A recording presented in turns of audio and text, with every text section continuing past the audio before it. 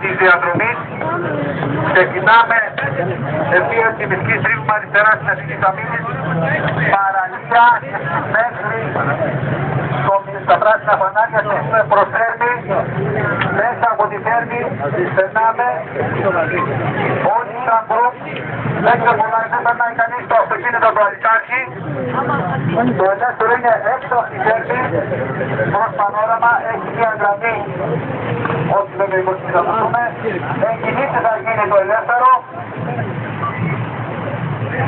εγκινήσει το ελεύθερο με ένα σφύριγμα του Αλιτάρχη.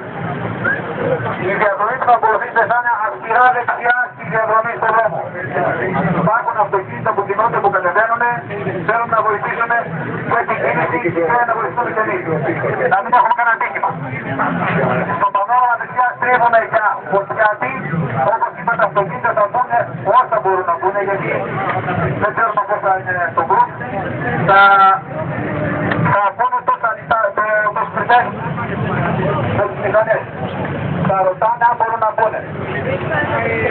Μέσα στο χωριό έχει ένα στένομα, θέλει λίγο προσοχή στην ανάβαση μέσα σχεδόν στο χωριό. Έχει ένα στένομα και θέλει προσοχή. Ας ελπίζουμε ότι θα πάμε όλα καλά. Τερματισμός είναι στο πάρκο Κεραιών, όπου θα γίνουν και απονομές.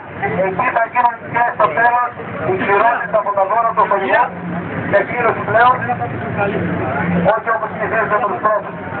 Οι πρώτοι θα πάρουν το μετάλλιο. Θα πάρουν και οι τελευταίοι θα πάρουν ένα δώρο. Λοιπόν, 3 θα δώσουν την αρχή.